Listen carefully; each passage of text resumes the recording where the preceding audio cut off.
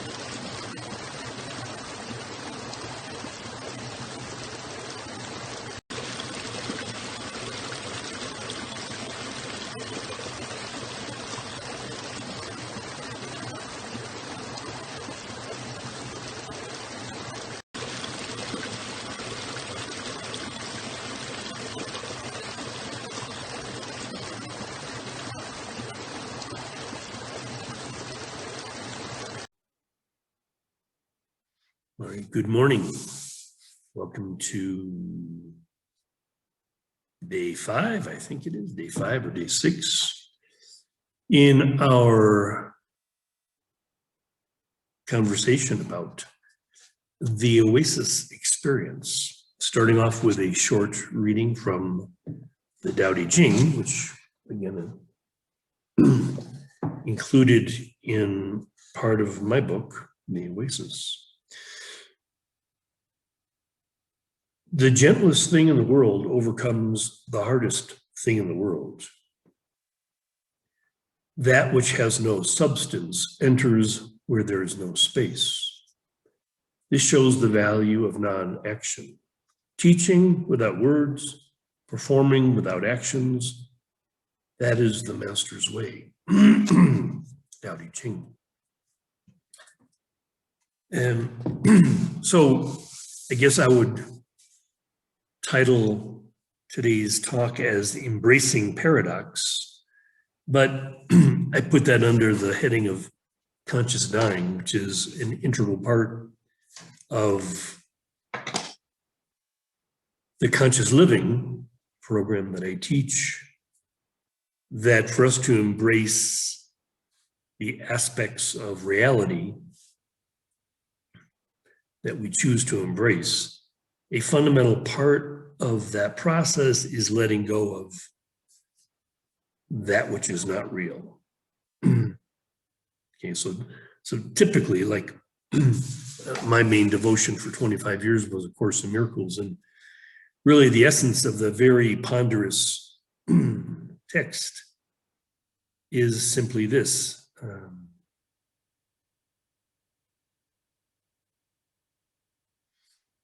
That the whole process is removing the obstacles to love's presence or reality's presence.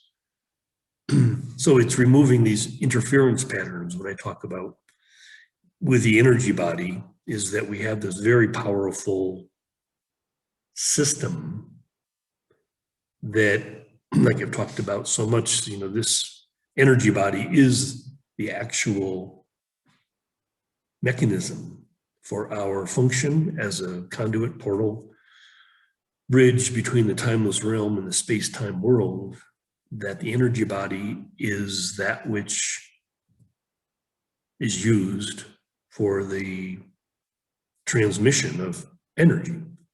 Again, from the place of highest concentration, we call the unmanifested, into the space-time world, where it can become useful.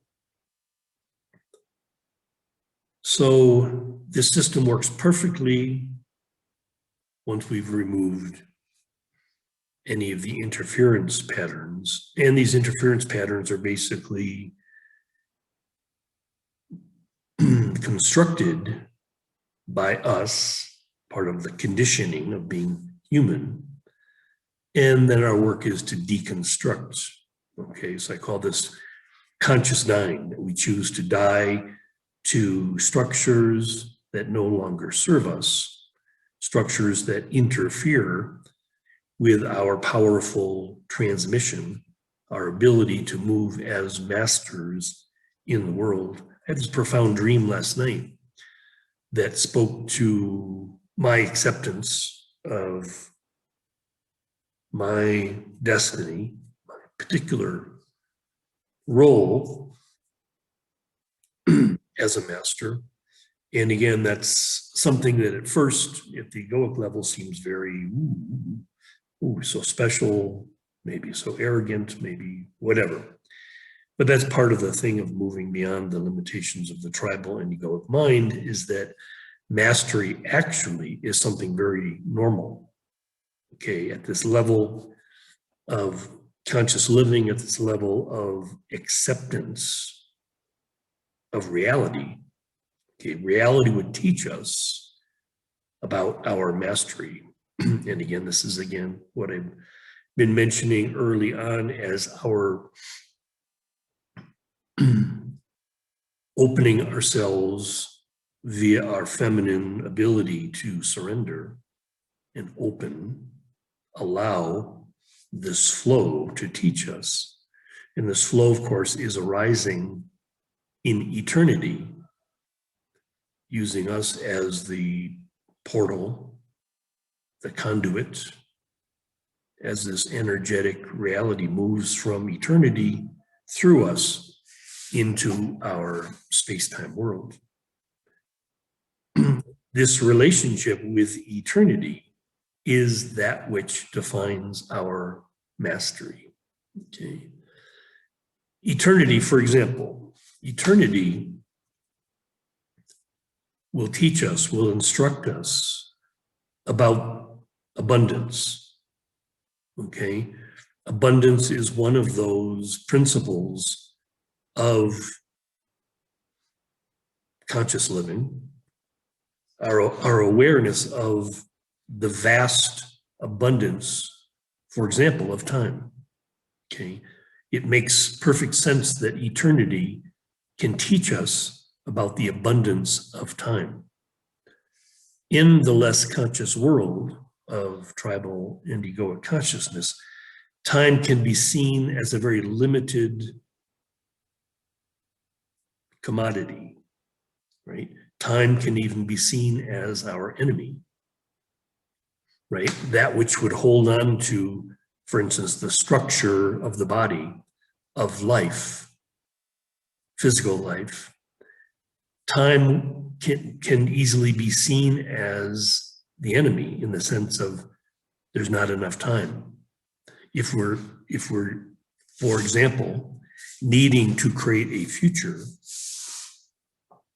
out of our egoic consciousness that never sees things as they truly are, if we can't see perfection in this moment, then we need to create a future where perfection might arise. And we've made an enemy of time. So whether we're talking about the tribal fear around the loss of our life as we age, there's anxiety, there's fear about death. This again is what eternity is here to teach us. Eternity obviously can teach us to be free of any fear or anxiety about death, because there is no death. From the position of eternity, there is no death. There's no past, there's no future, and certainly there is no death. I remember in A Course in Miracles, one of the key fundamental early teachings is there is no death. So, you know, again, at the level of the constricted tribal or egoic mind, that is a paradox. What do you mean there is no death? It makes no sense. Of course there's death. Well, within the dream, there appears to be death. Just like I was talking yesterday about within the dream, there appears to be evil, good and evil, you know, death as the opposition to life. In this duality, the appearance of opposites is simply that, the appearance, okay? The reality will teach us that there are no opposites. There's just the whole, which for sake of experience in the space-time world, we see things as opposites, up, down, good, bad, yesterday, tomorrow.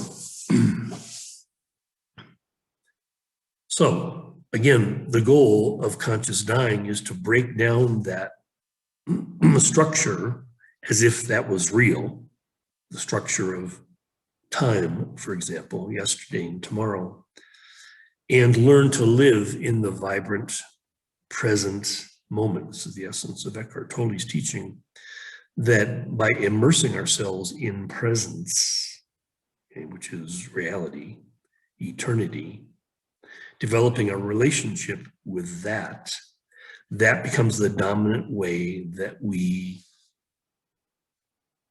I shouldn't say think, but know. What we know is the eternal presence.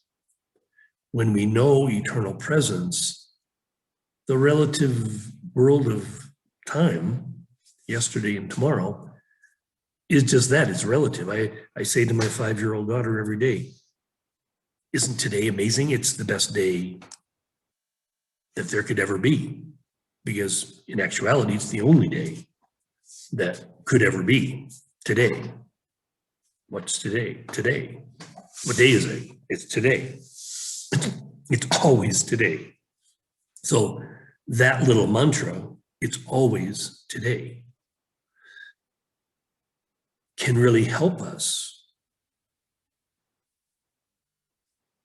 not so much learn, we're looking to unlearn the conditioning about time.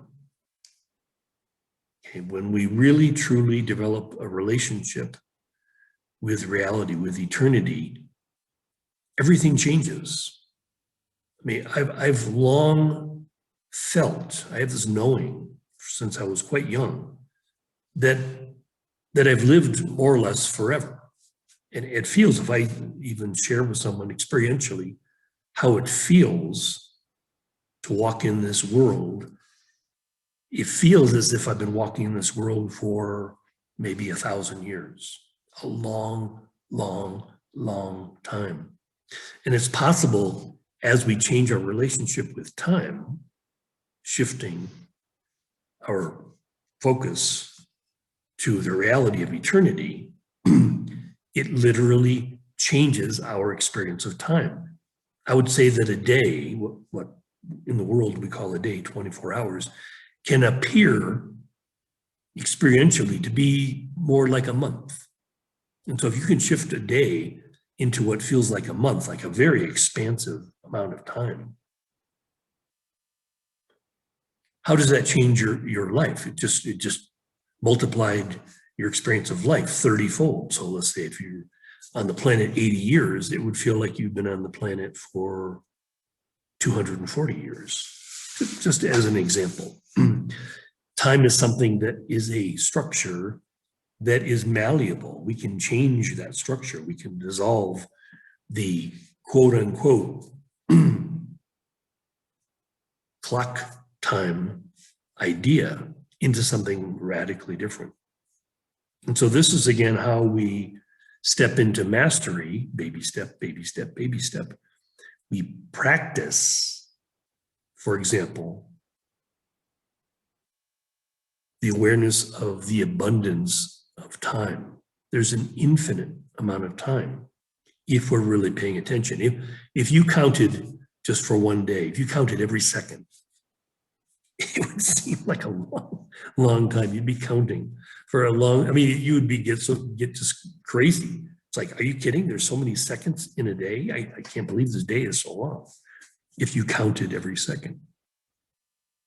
So this idea about how something without substance can fill empty space from this Taoist principle, this paradox that reality, eternity, actually takes no space. It's without substance. It's not a thing. It's beyond that limitation of things. This is why, again, by focusing on principles that are vast and immensely powerful, it changes our perceptions, it changes our consciousness. Everything changes. So this is, again, is that willingness, the conscious dying, willing to surrender, willing to be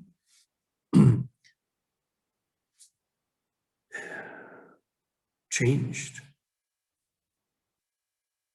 Again, we have that capacity.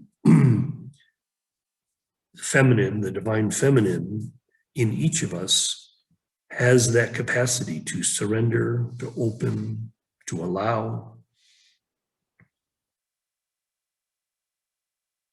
The power, the unstoppable power of, again, this thing we're talking about is so expansive, is so vast,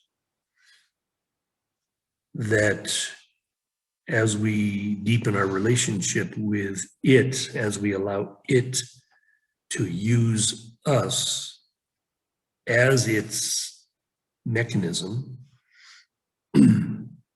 we learn.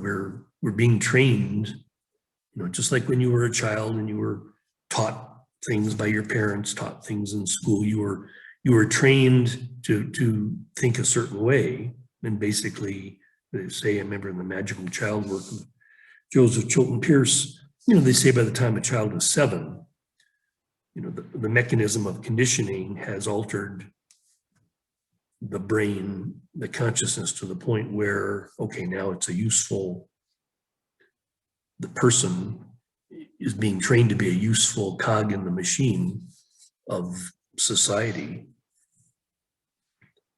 So our work with conscious dying is to, again, accept and appreciate that conditioning was necessary. That was what people thought, that we want to train our children to be useful cogs in the machine of society, that there's something more. And many of us knew that by the time we were in our 30s or 40s. I mean, for me, it started quite young. But there's a part of us, that which we might call the soul, which knows that, well, there's something more. It's not just this. It's not just fitting in as a cog in the machine of society. That's important. There's something that's much more important. And so we're drawn to nature, many of us. And this is, again, what Taoism is totally focused on, nature as the preeminent teacher of what is real.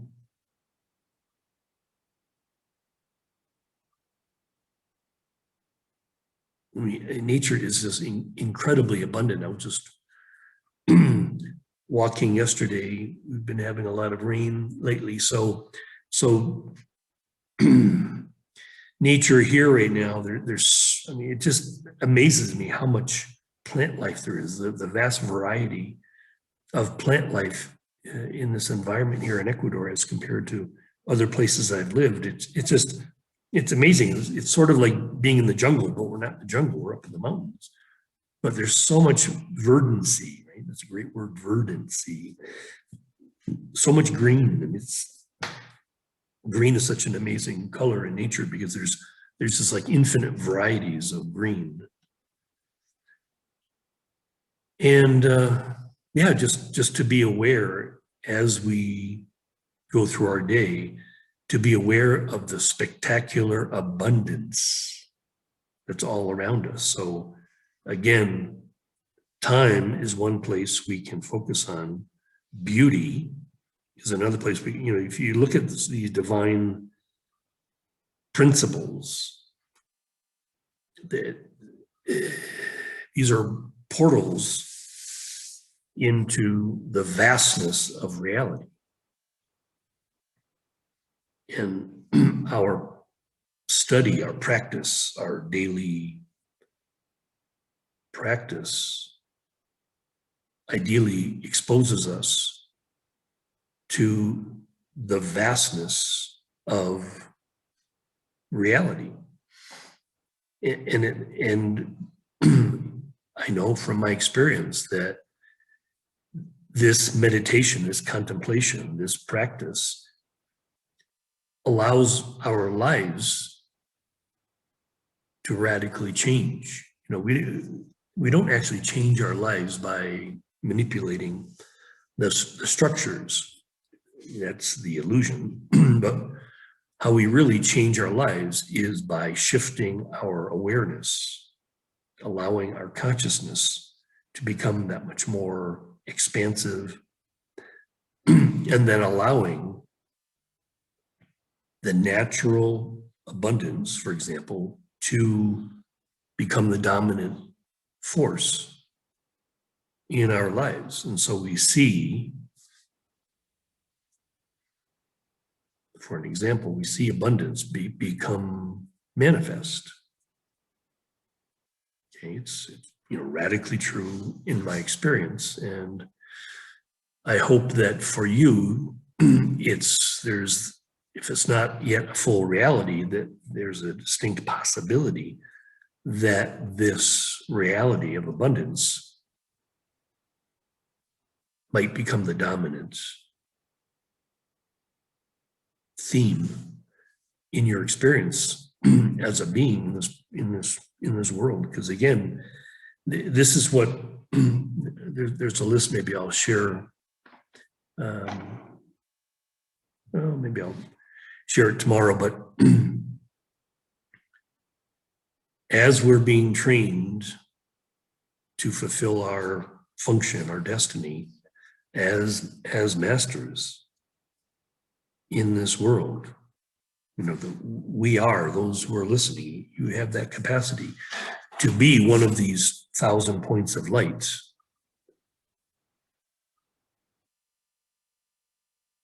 That is the salvation of our world, right? I mean, so here in A Course in Miracles, I'm learning things like there is no death, and things like, so, there's the denial of the illusion, and then the affirmation of the truth, which is like, you are the light of the world. Or the lesson actually is, I am the light of the world. So imagine saying that repeatedly in whatever form. There's lots of ways to say that same truth, I am the light of the world. But this is literally this type of meditation, this type of mantra, this type of affirmation is what will allow each of us to step into mastery. That becoming a master is the normal process of any awakened consciousness, not something special. No, it's the normal. The new normal. So in a new earth, yes, the new normal is that there's a whole bunch of masters that are establishing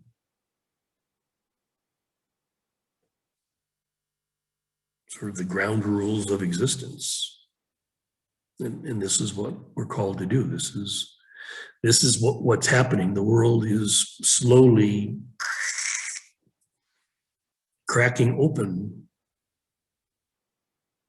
to this reality, manifesting fully through us, and becoming eventually the new normal. So I think that's good for today. I appreciate so much the opportunity to be with you each day, fulfilling my destiny as master, as teacher.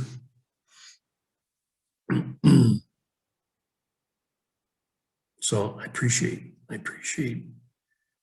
your willingness to listen, allowing me to do what I love to do. Blessings. Hasta mañana.